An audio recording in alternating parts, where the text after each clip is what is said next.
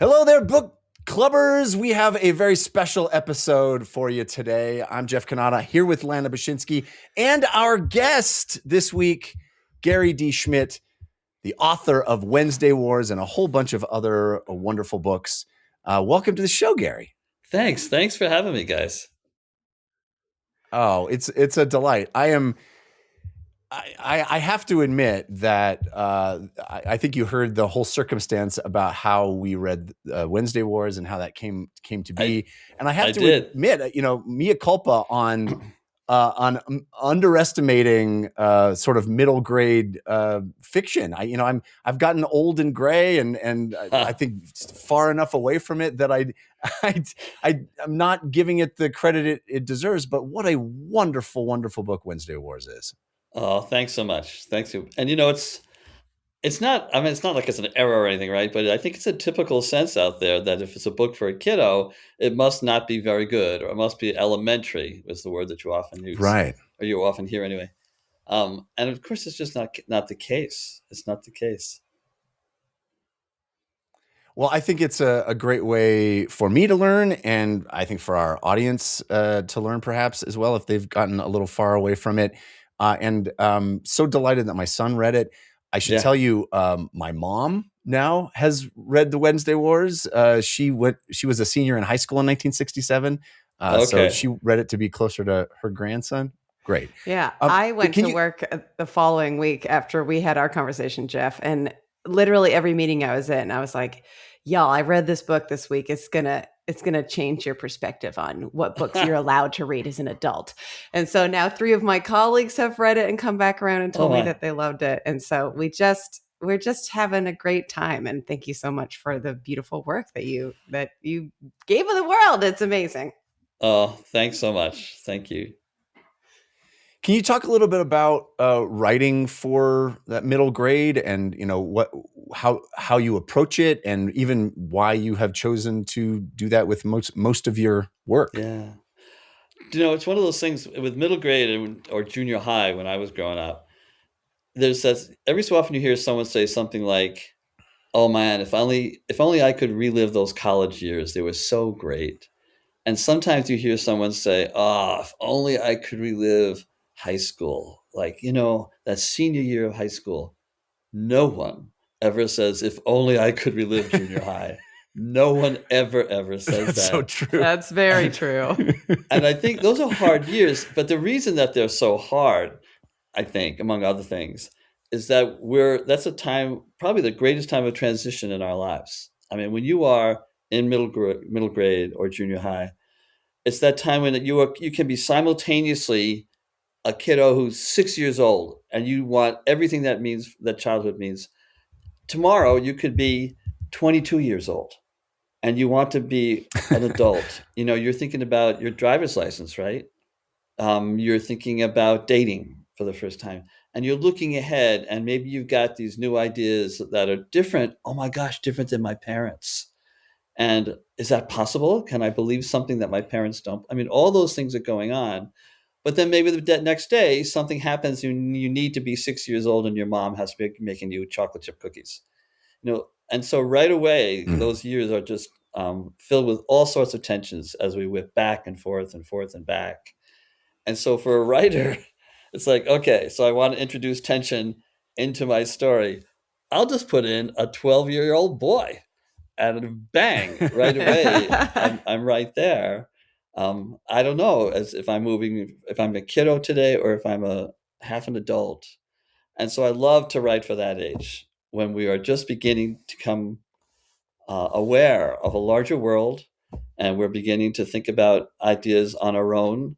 And we're asking those really hard questions. Do I believe things that my parents may not? Or maybe even more unsettling, do I believe this only because my parents believe it? And the answer to that is often yes. And so where do I go from that? And so with all that swirling around, with all the social stuff that comes in as you move into adulthood, towards adulthood, I find it a fascinating, fascinating time. And that's why I love to write for middle grade kids. I love to hang with those when I go to a school, because it's so amazing to see that in action, to see it happening. And so exciting. That's why it's the best place to teach. to be in that whole Yeah, mix. that sort of pulling back and forth was one of the core things that I felt while I was reading the book. I felt like I was acutely aware of it, and it was one of the things that made it feel really grounding. And that's such a beautiful description as to why. How did you manage to sort of balance that?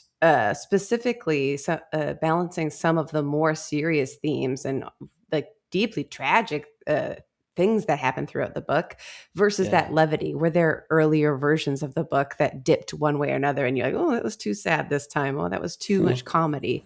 How did you sort of key it in?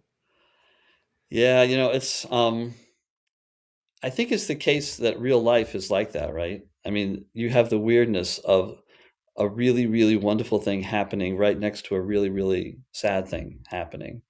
And life is like that. It's not the case that it's always, even a single day, is always one thing, that it's irredeemably sad, or that it's wonderfully happy all the time. And I think middle graders are coming to an awareness of that oddity, that binary, if that's the word for it. Think of like a funeral, right? So you go to a funeral with, I don't know, grandma. Grandma has passed away, and you're, say, 13 years old, and you've had her all your life. You go to the service, and it's pretty sad. It's a very serious thing that's going to be happening through that experience. You then go to, I don't know, Uncle Joe's house, and that's where the family has gathered. And, here's the family that's gathered from all across America, perhaps. And so here are cousins that you really like, but you don't get to see them very much. And here's your favorite aunt. There she is. How cool it is. And people start to tell stories about grandma. Remember that time she had that, like her first glass of wine, and we watched her drink that? Or remember the time that, and on and on and on. And bizarrely, you're maybe just a half hour into that experience after the service when maybe you've been crying your eyes out, and you're happy and you're having a good time and you're messing around with your cousins. Maybe you're going out back and throwing a football. And it suddenly strikes you, wait a minute, I just buried my grandmother. Those two things, the fact that we can whip back and forth, and the fact that that's normal, that's a normal thing for human beings, is something that middle graders are just really coming to understand and accept, if that's the right word, but to understand that this is a normal thing, and that experiences and emotions that we do whip back and forth. I mean, that's why it's so important. That's why we have funerals. That's why we have birthdays, because our emotions are so wildly back and forth that we often just need some sort of structure, liturgy, whatever it is, to help us to pour those emotions there, and it gives it shape. And so in the book, that's exactly what I'm thinking about. Holling isn't going to have a horrible, horrible year. He thinks he is, with this dreadful teacher he thinks is dreadful. And he's terrified of Mrs. Baker. He's really scared of her. And at first, it doesn't seem that she's going to give anything to him. And he doesn't realize for a long time that she, in a deep, deep way, respects and perhaps even loves him. But he doesn't get that. It's a while before you're into the book, before he even has any inklings of it. Maybe the fact that, by the end, she lets him stay when the fateful telegram is given to her. Is her husband alive or not? And she lets him stay. That's an act of tremendous love and vulnerability on her part.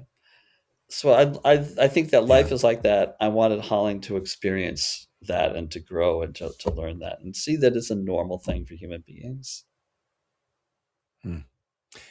Every day you get farther away from that period of your life, right? And I, as much as, man, 7th grade was traumatizing for me. It was maybe the worst year of my life. But also I have that experience that I'm sure many of us have, where now I have my own kid, and somehow that switch flipped, and now I can't relate to, I don't understand why you don't think like an adult. Yeah. How do you maintain the ability to tap into that point of view, even as you get farther away from it? No, I get exactly what you mean. I have 6 kids.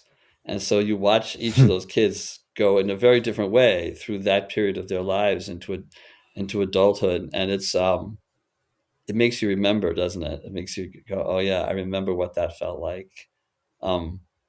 the first accident you have because you're a new driver, that kind of thing, when a deer runs into your car and you think it's, oh my gosh, it's my fault, that sort of stuff. The first rejection, the first time that there's a relationship that might be romantic and then it ends, and you remember, you watch and you go, I remember that.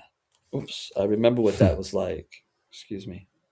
I'm not used to these butts. Sorry. Okay. And how powerful it was. I mean, you think that the world is going to end, right? Or you think that everything else is going to change because of this thing. And it isn't, but you don't get that for right now. And so I think for me, like you're saying, the seventh grade, sixth, seventh, eighth grade, that whole time period is huge. I mean, it was just really vivid. It's vivid in my life, perhaps even more than high school. And I remember going from I grew up in Hicksville, and I'm not just making that as a cliche name. It was a real place in Long Island. Billy Joel grew up in Hicksville. So I always just say, Billy Joel, that's where he grew up. But it was a place, it was in some ways a very small town. It's outside of New York City, a commuter town. And I grew up loving it. I loved everything about being in this town. And when I think of that time period, I think of the places, I think of the people there, I think of the teachers. I can cite all their names even now. But I can also remember going into like shop and not knowing a dang thing about this. A drill press, sure. Electromagnets. Let's make an electromagnet. And I'm going, what? I remember walking in and falling in love with 3 different girls and thinking that must be true. That must be okay. And not getting the social dynamics of how that's not okay. I remember going to gym with guys who were in the same age as me and played football. And they had hair in places I had no idea how I should even be. And they were huge. Right. And I was this little guy. I weighed 108 pounds. We had wrestling. I was the youngest, but the smallest by far. And it was just so uncomfortable. All of that, all of those things were vivid, as were the moments in classes when a teacher, we were reading Macbeth, 7th grade. Mr. Smith was the teacher's name. No kidding, Mr. Smith. And I said something about Macbeth. And he goes, I've never thought of that. That's really an interesting way to look at it. That was huge. It also taught me a lot about literature, that there isn't one way to take a look at a scene or a text and say, this is what it means. He taught me that it could be open. Like maybe your idea was good. So all in that book, all the interpretations of the Shakespearean plays that occur there are ones that were actually either mine or a friend in 7th grade with Mr. Smith. I still remember them. Wow. The idea that Romeo and Juliet, are you kidding me? They couldn't find their way around the block. That was said in my class. And I still think that whenever I see that play, these guys couldn't find their way around the block. They keep making stupid decisions. So yeah, I think the way to stay with it is to remember what it was like for you. So when I'm writing the text, and Holling is in a situation, I thought during that time, okay, what would I have done? What would my 7th grade self have done in that situation? And so the book becomes, in some ways, virtually autobiographical, elevated, exaggerated, but pretty much me thinking this is what I would have done in that situation. Yeah. You must get this question all the time, and you've already answered it to some degree, but I was going to say that these must be some circumstances that actually happened to you in your life. Was Shakespeare the only outstanding part of that, or are there other sort of formative pieces of your own journey that are inserted into Holling's story? Yeah, this the one thing that I didn't give Holling is that by middle grade, by 7th, 8th grade, I knew exactly what I wanted my profession to be. And that's all that I talked about. So if I had done that, it would have shifted the book, I think. It is a book in some ways that's looking forward, right? So that the father has a sense that I want you to be this kind of a person. Um, and my father, it was for law. He wanted me to be a lawyer, which would have been horrible on all sorts of different levels. But for me, and maybe this was one way of getting out of the idea of being a lawyer, it was I was going to go into the Navy. That was just absolutely. I mean, if you met me in 8th grade, that's what we would have talked about, and I would have told you which ship I would have been on. I would have told you I was going to go to Annapolis, that I'll graduate second lieutenant, and I will see the world. I will travel all over the planet on the blue oceans. And I just, oh my gosh, it was so clear. It was so incredibly clear in my head what that was going to be like. And then that all went away. It was back then that you have to go, if you're going to go to Annapolis, you go meet a congressman, right? And so this was in high school, senior year. And so I went with my parents and went to the office, and there's a pre-meeting before you meet with a congressman. And in that pre-meeting, they asked if I'd had my eye exam, and I hadn't. And so then they said, well, that happens all the time. We'll just send you down to so-and-so during lunch, and then you'll meet the congressman after that. And I went to go to the eye exam, and they found out what I had sometimes suspected, but never really understood, is that I don't see any colors. I'm totally colorblind. So nothing. So Wow. they really? gave me those tests where you have to follow like the blue line or the yellow line in a circle of others, or sometimes there's a circle and there's a number that's embedded with those. I failed every one. I mean, it was like a joke. I think my parents thought I was kidding, but I really couldn't see any of them. And in those days, though not now, but in those days, that meant no academy. No academy is going to take you. So it was really, but that's a different sort of story. So I didn't give Holling that at all. But just about everything else there, Mrs. Baker is true, I should say. So Mrs. Baker is her real name. I just thought it was generic enough that, no one, she'd never recognize herself. It could be any Mrs. Baker. It could be any Mrs. Baker. The places, even the places that they hike in the last chapter, that set of falls, that's a real set of falls in New York State. Most of the characters are based upon real characters. Danny Hupfer is, in fact, two friends, Danny Schmidt, no relation, and Ernie Hupfer. I just smashed them together. Meryl Lee is based upon two girls that I knew back then that I was half in love with, maybe more than half in love with. Doug Swiatek is Doug is not his first name. His first name was, oh my gosh, I think it's Greg or whatever it was, but Swiatek was his last name. He was the kid in class that, I mean, looking back, he was fine. He was a good kid. I liked to hang with him. But if you hung with him, the problem was that he liked to do things that were just on the edge. And you would always get in trouble. He's that guy, right? And he wasn't a bad guy. Yeah. It was just that he would always be there. So yeah, all those things that are there that appear in the book are in fact real. But they're changed a little bit to make it work. So like even the... have you had any contact with any of those people, the real people? You know what? I actually have only had one from Glenn. His name is Glenn Swiatek's niece wrote to me because she had heard about that. And I wasn't so surprised. He had made some difficult choices as he grew older. And he died. He died very, very young. So I didn't get to meet him again. Geez. But no, I really haven't had that, which I kind of wish I had, But in any case. Was Mrs. Baker really an Olympian? No, that I gave her to. I gave to her. That would have been so juicy. The other difference is that Mrs. Baker really did hate me. I mean, that opening, that's straight. So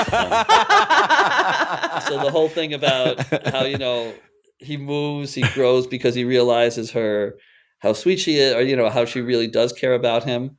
No, that didn't happen. And you can see why. I mean, it really was the That case. was your fantasy of what would happen. That was my fantasy. But on Wednesdays, we really were. I mean, all the kids who were Jewish left first on Wednesday afternoon. All the kids who were Catholic and Lutheran left for catechism 15 minutes after that or so. And I truly was, in that grade, the only kid who remained behind. And so she could have gone home 2 hours earlier, and she didn't. And I understand, I mean, I hope if it was me and I was a teacher, I would embrace that as an amazing opportunity to work with this kid. But I think she resented it. And okay, I suppose. Interestingly, though, if, as autobiographical as it sounds like it was, you would not have been the correct age in 1967. So you very specifically set the book in 1967. Obviously, a lot of pretty big historical things happened that year. But can you talk about why you chose to sort of move it slightly from where you actually were at that age? Yeah. I was actually worried about the autobiographical thing. I didn't want it to be, this is not meant to be a hidden autobiography. What I wanted to be able to do was to take events that I was familiar with and to be able to adapt them into the needs of this particular story, which is a story about growth. As Holling sort of comes into his own and realizes how extraordinary the world is and can be and will be, and that the future can be a very exciting thing. And I wanted that to be a really clear arc. And if I was worried that if it was too much about me, that this becomes autobiography, then it just changes it. It affects the way that you even approach that material. So Holling is about 3 years older than I am. So I'm only 10 in 1967. It is the case. I mean, those of us in my age, we did grow up with Vietnam. I mean, that is the defining event of our young childhoods. And certainly I believed quite firmly that I would graduate high school. This is part of why I wanted to go to Annapolis, and I would go to Vietnam. And that wasn't going to be a choice. That was going to be a given. The draft ended 2 weeks before my 18th birthday. That's how close I came to it. It was just 2 weeks. Wow. And if it hadn't been the case, if I had been 2 weeks earlier, I would have been drafted. It was terrifying because all of this, and it's hard to imagine now, but all of this was on television. You watched live action or recently filmed action. And when we watched on television, we watched for people that we knew that were over there. I mean, I remember watching to see, will Steve Lynn be over there? Not Lynn. It's coming out of my, anyway, but will I see him there? And you wanted on one hand to see, you prayed almost, I'd see this guy that I knew, but you also prayed that you didn't. And it's so hard today, I think, to get the fact that we grew up as a generation as adolescents expecting that we would go to the shores of Vietnam. And it's muted in Holling. I don't make it a big deal, but he isn't that far from it. And in those days, in 1969, the odds are 1 in 3 that you're dead. An 18-year-old who gets to the shores of Vietnam, who lands on that shore within 30 days, the odds are 1 in 3 that he's dead. That's why people are running to Canada. That's why there are the flag burnings. Yeah. That's why there's so much anger. And, today I hear, even when it's taught, well, these people were disrespectful or whatever it was. No, you were thinking, this is a war I don't even believe in. And I'm going to be forced to go here, as were my friends. And Steve didn't come home. How do you handle that? I was once on a plane. No kidding.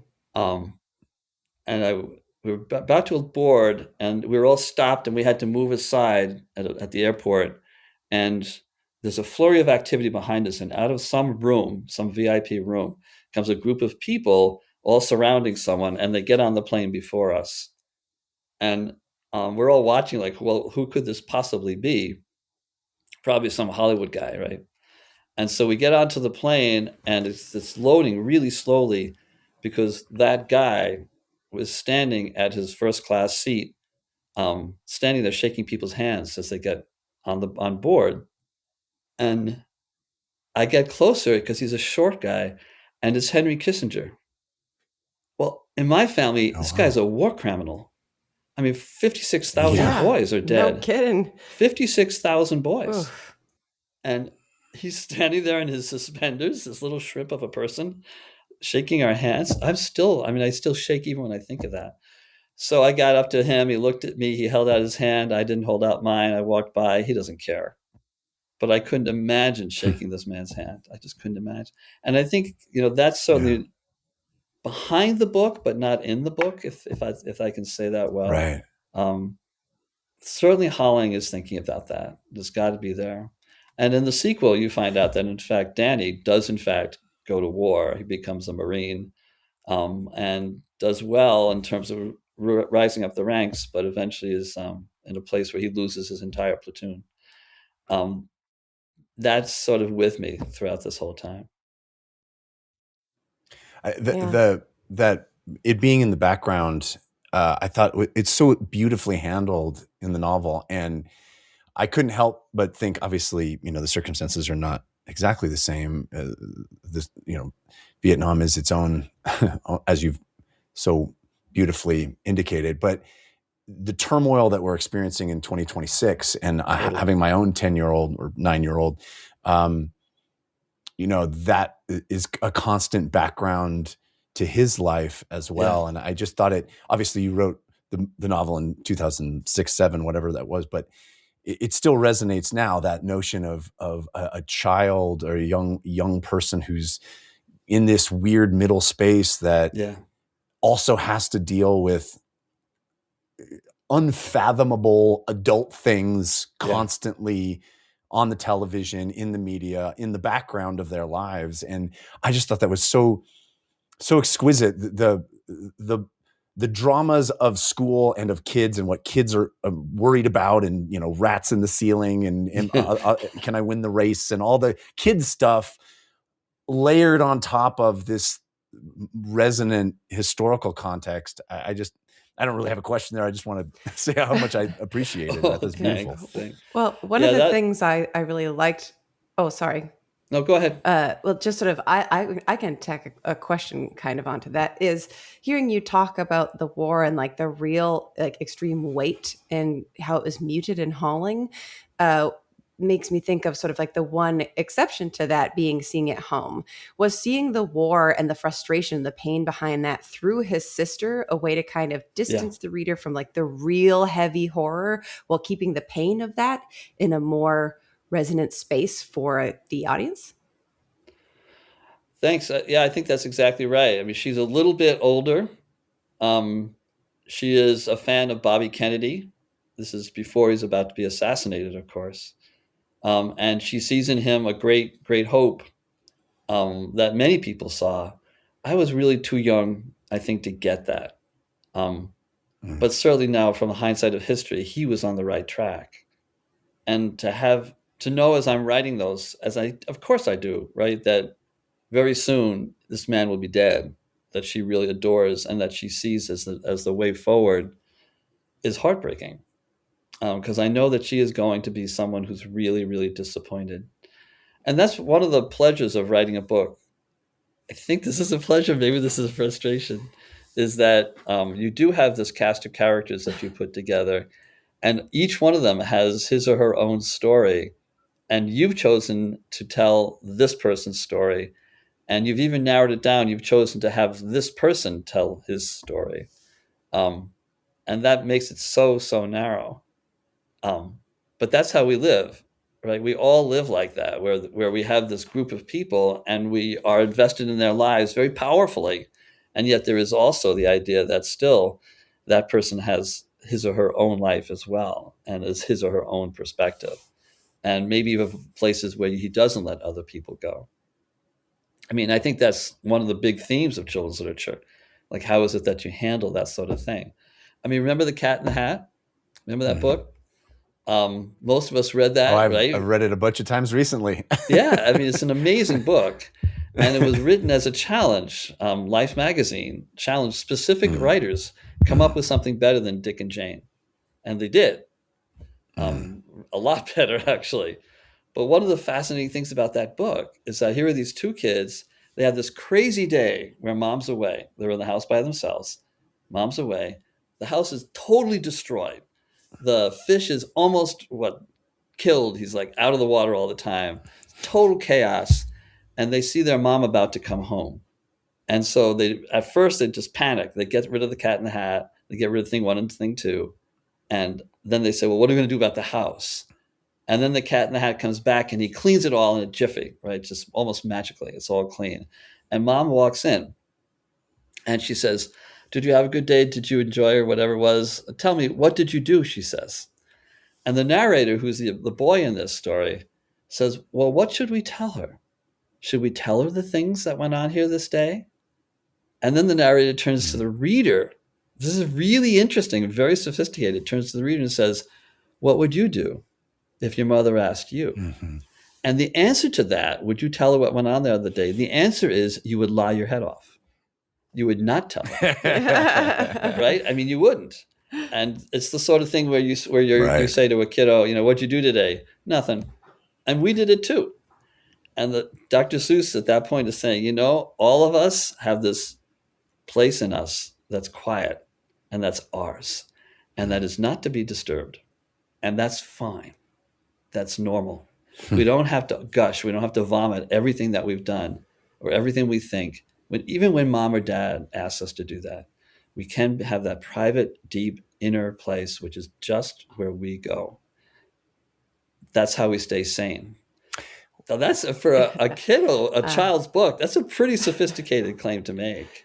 But it appears again and again in this. So even writing in Wednesday Wars, there are times when I'm thinking, would he say this? Would he tell someone that this happened this way? And if not, then the default, of course, is, well, would I have? And the answer is usually no. That's interesting. One of the things that Jeff and I talked about that we loved is the interjection occasionally of, this is what happened. No, really, this is what happened. And the implication of those times being like the most honest. This isn't like storytelling. This is me telling you what happened. No, really, it ran over my foot. No, really, this happened in this way. Yeah. And I feel like because he does use hyperbole, right? He does use hyperbole quite frequently in his storytelling. But then there are times when he has to tell you, not hyperbole this time, folks. No, this is true. I think that's so beautiful in the way that is sort of laced in through things. One of the things you were just talking about is the fact that we have this really narrow POV, but you do have all these characters that do feel full in the sense that you get enough glimpses of their life that you get a picture of this friend group, you get a picture of this class. Did you have to write? I know you have novels from the other POVs. Did you have to write them all at the same time to some degree? How did you chart out where the other children's lives touch Hollings? Because it felt extremely good to read and see the kid's perspective of like, there's my friend and his parents, and be able to digest that as an adult reading it, being like, well, that kid is supported by his parents. They're always there. It's like two layers of interest, but not so deep into their lives that I know with detail. Yeah, I don't know. It felt that never felt difficult to me somehow, that he would say things that were meaningful to him, to us, right? But at the same time, there would be things that he would never reveal. But he would also say different things to different people in different ways. So he would speak to his sister, Heather, in one way about certain kinds of things, recognizing that these are the kinds of responses I'm going to get, snotty for the most part. He would speak to his father, recognizing that his father could at any moment lash out. That this, not necessarily to be physically abusive, but certainly be almost abusive in the way he can just be so ready to, make sure that he behaves in a certain way. And his mom is so, what's the word? I mean, it's finding some way to assert herself, right? Because it's so difficult in this world. And that is my mother, who was, for many years, decided that essentially she would do what my father wanted all the time. 1960s, that's how it was. And my mother finally decides to become a special ed teacher. Before there were such things as special ed teachers, she was one of the first. Wow. And it sort of just opened up her life. Until then, she would go and buy watches. So that was the one thing that she could do to assert herself. And so in this case, we have the mother who smokes, right? But she doesn't want anyone to know it.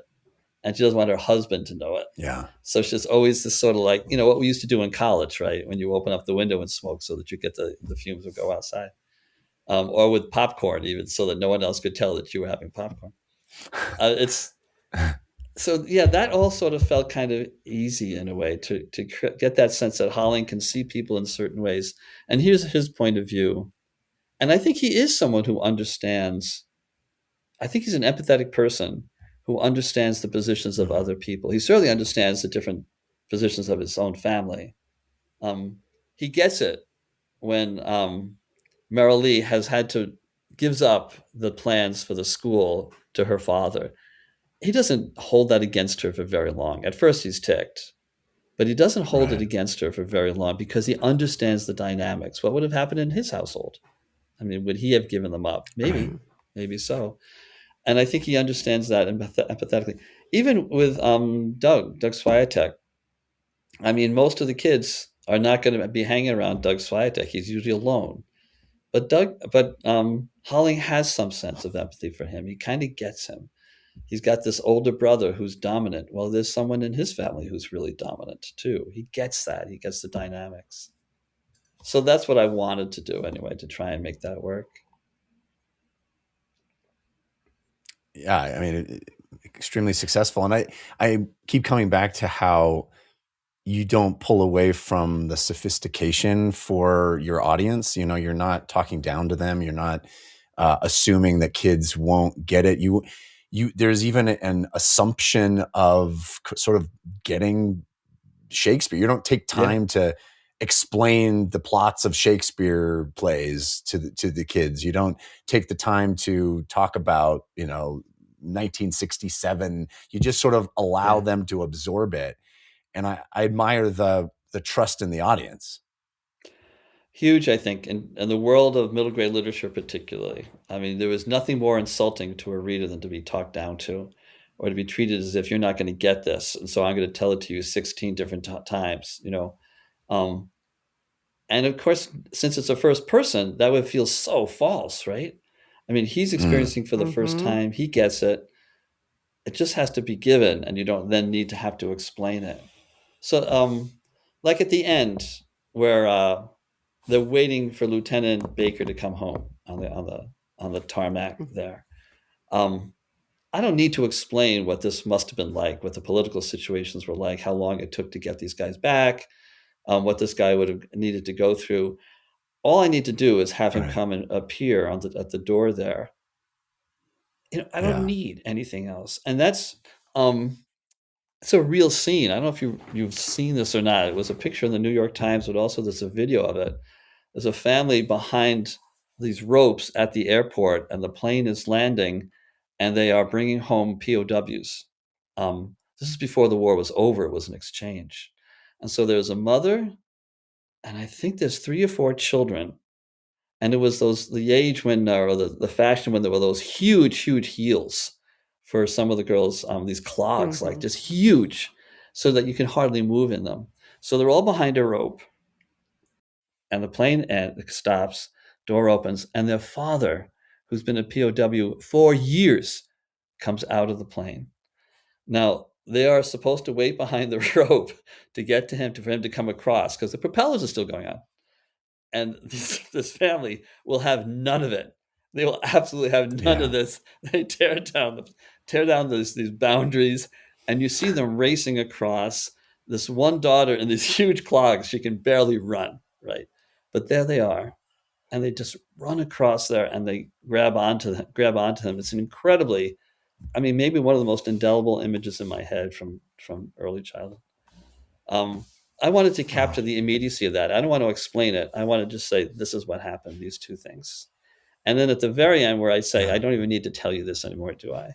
You should know it. Mm. Um, Mhm. that just, it's what I'm really wanting to do. The last line, by the Beautiful. way, and Anne would want me to tell you, um, let me tell you, it was a happy ending, is my wife's Mm. line. We never shared Oh. our work until it was totally done.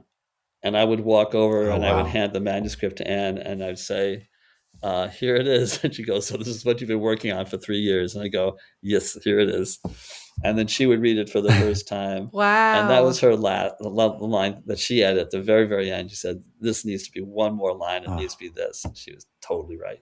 oh, I'm gonna cry. That's beautiful. Yeah. It's beautiful. I had a question and now it's gone out of my head. I'm so taken by that. I'll ask this question. Where did Holling Hood come from? Oh, yeah, I heard you talking about that. I was laughing about that whole thing. It's a little bit complicated, but I'll be really short about it. I live in Grand Rapids, Michigan, and there are in fact Hoods. That's a family name around here. Some of them have dropped one of the hoods, so it's just Hood. But many have not. Yeah. And it turns out that it's probably an Arabic name that's been anglicized. And as soon as you said it, you go, oh yeah, I can see how that would be it. So probably an Ellis Island sort of thing, and they just named them Hood, and there it went. But there are lots of Hoods around here, including a guy named Sean who ran cross country with my son David. And so I would go to a meet, say, and I would watch, David run by, and I go, go David, go, what parents do. And then Sean would run by, and I would go Hood, go Hood. And I thought it was the funniest name on the planet, and I would almost fall down laughing. But it was such a cool name. So I eventually went to his family and said, I'm working on this book. I really like your name. Would you mind if I used it? And they go, sure. So there was Hood, but now I needed the first name. And there is a writer in the world of children's literature in the 50s up until the late 60s, maybe past that. He was a brilliant writer. His name was Holling Clancy Holling. His first name and last name were the same names, Holling Clancy Holling. And I loved his stuff. I still love his stuff. And so he was an innovator in nonfiction, particularly. He did these huge books. So I took Holling from that. So I have Holling Hood. But then I wasn't sure if that was going to work. And so for a long time, in the manuscript, as I'm typing this, I gave him the name Robin. And then I gave him the second name Robin. So his name was Robin Hood. And I thought that was so funny. I just thought it was hysterical. And I would use it all the time. Robin Hood said, blah, blah, blah. I still think sometimes it's funny. But, to be honest, it just got too long to type. I mean, it's just Robin Hood. It just was crazy. Well, you're always trying to save clicks in the day. Like I make video games for a living, and let me tell you how many conversations about saving clicks. So I get it. Absolutely. Well, Mr. Schmidt writes on a 60, 70-year-old typewriter, isn't that right? 1953 Royal typewriter. Yeah, it's lovely. Wow. It's like a battleship gray, because it's made from that same material. And it weighs, I don't know, 60 pounds or so. My father got it. He worked at a bank, and they got rid of all their manual typewriters in favor of IBM Select, the new electric typewriter. And so from high school on, I've always had this wonderful typewriter, and I still use it. The next novel will come out of that same typewriter. Now, I can't send that to a publisher, right? I eventually have to, on the last draft, I will have to send it in from a computer that I've just retyped it on. But I love to work with it. I love the sound of it. Do you know how, like, at the end of the page, or at the end of the line, I should say, there's a little ding on those typewriters, and it tells you you've gotten to the edge. It goes ding, right? And I love it because essentially it's saying, good job. You got to the end of the line. And then it's going, do it again. And you whip it back and you do, wow, ding, good job. Do it again. And, I just love that whole gamification process. Mechanics. Totally. It is totally. I love it. I mean, that's incredible. I have I don't know if you can see, I have a typewriter behind me. Mine's made out of Lego, but it is something that it was a gift from my son and my wife. But I think it's amazing, but it also baffles me that, I mean, are you editing with whiteout? Are you doing a new page when you want to move a sentence here or there? How does that work? Well, I know that no one will see this, right? I mean, I know that no one is ever going to see these early drafts. And so what I can do, I don't worry about whiteout. I just take a pen and cross, just write all over it, or I go XXXXX. I just go over it like that. I don't try and make it look good. And in fact, it's part of the process. We live in America, so we assume that anything that makes something happen fast is good. That is our basic assumption. And that's wrong. That's just flat out wrong. If you just have to be a good cook to know how wrong that is. Anything that I think in writing, anything that slows you down is to your benefit. Anything that will slow you down. And for me, wow. I know that this is stuff that's going to be, it's just a mess. I can stop the typing and I can lean over and I can write over the page that's still on the roller. I can take it out. I can rip it apart. That's sort of nice. My cutting and pasting is literally, I keep paper and extra paper, and I keep scissors and I keep tape. I mean, I'm ready at any moment. This is the most important thing I use in my writing. And so sometimes those pages will be like really thick, like cardboard, because I've taped over and over and over and over them. Wow. That's kind of, I guess I've just grown up doing that sort of thing. And I don't have to worry as part of the process of how well I type, because I know it's going to be a mess. That's fine. That's fine. And I think sometimes, particularly for younger writers, when you print out a page and it's been, spell checked and everything is perfect and blah, blah, blah, and it looks so ready and it looks so finished. Well, no, it's not. That's a deceit. It's not ready. There's a whole lot more to do. When I pull mine out, I know I could never send this to my editor. She would just say, no, guy, you're not doing this. And that's fine. Just mail it along with a couple of rolls of tape and be like, yeah. Can you talk a little bit about your writing process? Do you have a writing routine? Do you have any rituals that you do for writing? I'm not sure about rituals. I do work hard to make sure every day that I'm doing that, that there's whatever the projects are that I'm doing them. I also make sure that there's multiple projects. So I'm not just writing one thing, and I want them to be at different stages. So right now, for example, I'm at the very, very final stages with some suggestions from my agent for an adult novel. I've never done an adult novel before, and it feels fun to try and do that. It's actually a little bit easier, by the way, too. So that's just been really interesting to do. So that one's just about finished. Then there's another one that's due October 1st. It's a ghost story. I've never written a ghost story before. That'll be middle grade. Set in New England. I'm about maybe a little bit less than halfway through that. So that's just all the initial work of figuring out what the story is about. All that has to be done. I'm not even at a first draft on that. So that also will be. So I'll do the first thing, then that's the second one, and then I've got some picture book work to do. I'm not quite sure if it's going to work out or not. So it's sort of early stages about that. But I'm going to give it a shot. I don't do too many picture books, but I've liked the ones I've done. So those projects are just all settled. And I know that when those are done, that I know what the next project will be. So I will just step right into that. I never want to be in the place where I'm going to be, dang, I wonder what I should do now. I'm just not, I have no idea. So you walk the dog. The ideal day, you walk the border collie, or he walks you, depending on how you observe that. And come back, breakfast, go upstairs. There's a messy study I go to, and I clack, for that. 500 pages a day if it's initial stuff. So this ghost story, I'll just do 500 pages. Did I say 500 pages? 500 words a day. I was going to say that's pretty impressive. Wow. No. 500 words a day on a project like that. And then I stop, and it doesn't matter how well the horses are running. Just stop.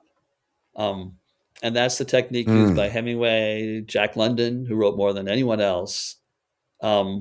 All those guys would, Hemingway, Steinbeck also, 500 words a day, and then you stop. Just don't go beyond that ever. So I work at that pace for those books. And then sometimes that happens it's all done before noontime. Sometimes it happens before supper. But I go to it until it's done. So, and then, you're always jotting down which new project ideas to work on? Yeah, it's just, you're always making sure that if a new idea comes along, that somehow you jot it down to make sure. I mean, one of the things I'm teaching a course right now in writing the short novel, and I've only written a couple of them, and they're hard to find the right idea for. So I'm thinking about my students and this example I'm going to give them, and I just want to make one up just so that we'll challenge them. This is for this coming Sunday, actually. And so I come up with this idea: father and son have an argument at supper. Father is dominant, son. I mean, so imagine Holling and his father, and the father says something like, if that's what you feel like, you can go live in the garage. Go live in the garage. And he does. So what happens next? The kid goes upstairs, gets his stuff, goes out to the garage, lays it out, and they are both so stubborn that isn't going to stop. And so weeks go by, and this kid will not go back into the house, and the father will not have him in the house. What happens? How does that get resolved? And a short novel, you figure about 100, 110 pages. I don't know. But I wrote that down to see if that's an idea that would mature, that would fly. I'd really like to know, like, where does the kid go to the bathroom? Where does he shower? Does the father let him come in to eat? I don't know. And what's the thing? What's the thing? And it feels like at the end, I mean, should the last scene be that's where it stays? Or should the last scene be that the father moves in with him? The father goes to the garage and moves in with him. Is that wow. Or do the other siblings little by little move in and he's left alone? I don't know. I love that approach of that curiosity feeling of it feels so light and hopeful to be like, here's a story. I wonder what could happen. I can feel my own imagination like sparking. And it's such an exciting event just as a creator to have those moments. Beautiful. Very beautiful. Yeah, do you have to know before is that part of the sort of pre-writing process, or are you still curious halfway through that project where it's going to end up? Yeah, I wish I know writers who are really good at this, who have things that are outlined and all the answers are set.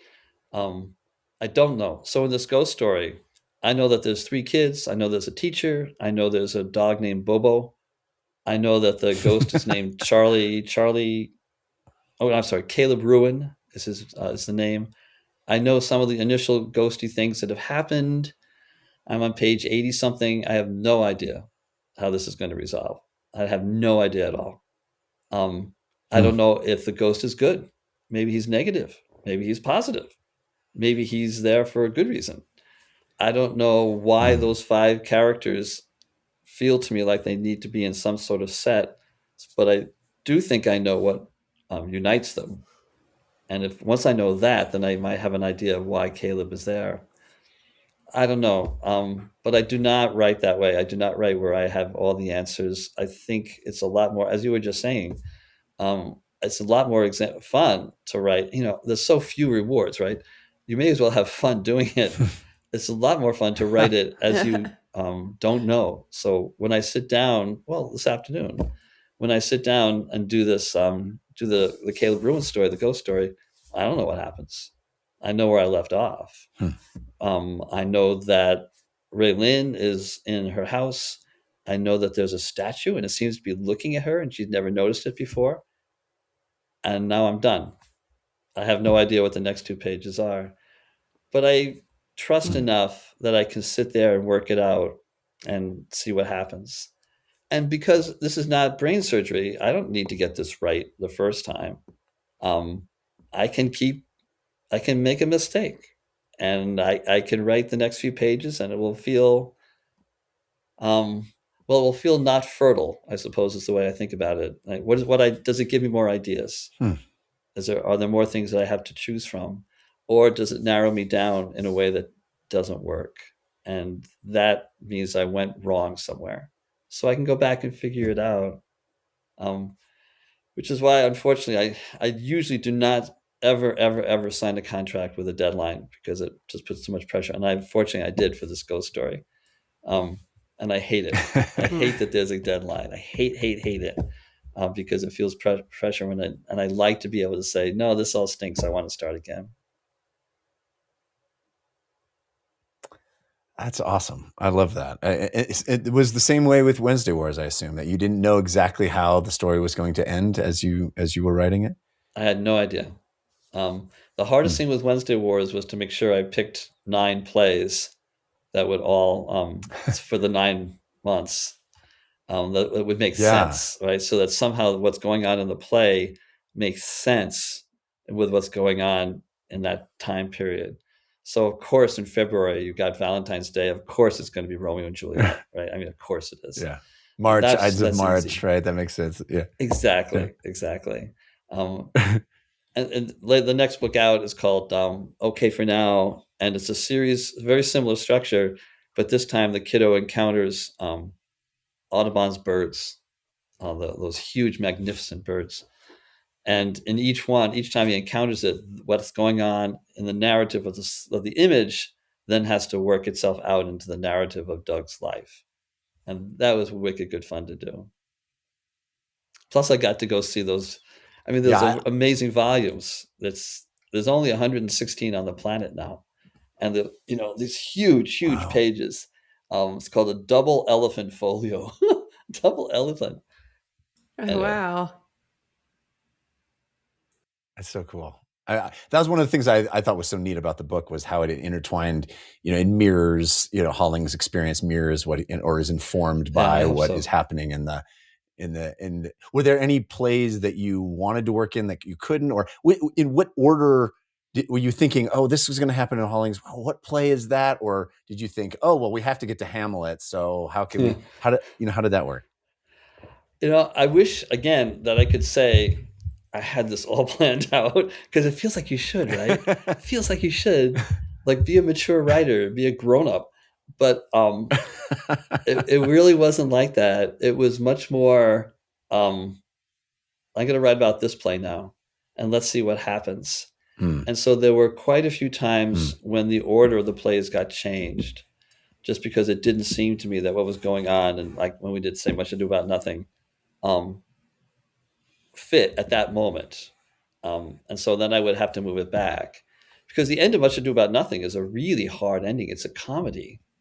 And so a comedy should end up not ha-ha, but should be a resolution, like all these different things have happened. And so now finally there's a unity at the very end. But at the very end of that play, when unity in Shakespeare means marriage, when that's all happening, the prince is left behind. And he is not going to have that resolution that everyone else gets. In the film, it's Denzel Washington who's left behind. But it's an incredibly moving thing, where he has tried to marry. He's been rejected. Will you have me, lady? He asks. No. She goes, just like that. No, my lord. And this total rejection. And at the end, all those couples are going to be fine. They're going to have a dance. And he stands by himself. And the next day he will torture his own brother to death. That's a really hard ending. And so I did feel like that's pretty tough. It needed to come towards the end. Yeah, it's hard. And it can't be an early one then for that. So yeah, it really was what's happening with Holling in this moment. Does it fit this play? Sometimes I just change the play, but usually I tried to make that work somehow, and then I would change the order quite a bit. Fortunately, again, I'm in my little study and my typewriter and the dog, and that's all. So I can do anything, and no one will ever see how the sausage is mixed up, unless I tell you. Well, we are so grateful that you have told us. I mean, as I said, this whole experience of reading Wednesday Wars was such a surprise and such a delight, I think, for both of us. And hopefully we can inspire some of the folks in our audience to give it a chance too, because I think just a beautiful, beautiful story. And I just got Okay for Now for my son, and he's going to continue on in the series as well. Thanks. So it's a delight. Thank you for being with us. Really, really appreciate it. Thank you for doing this book club, which is fabulous, fabulous, fabulous.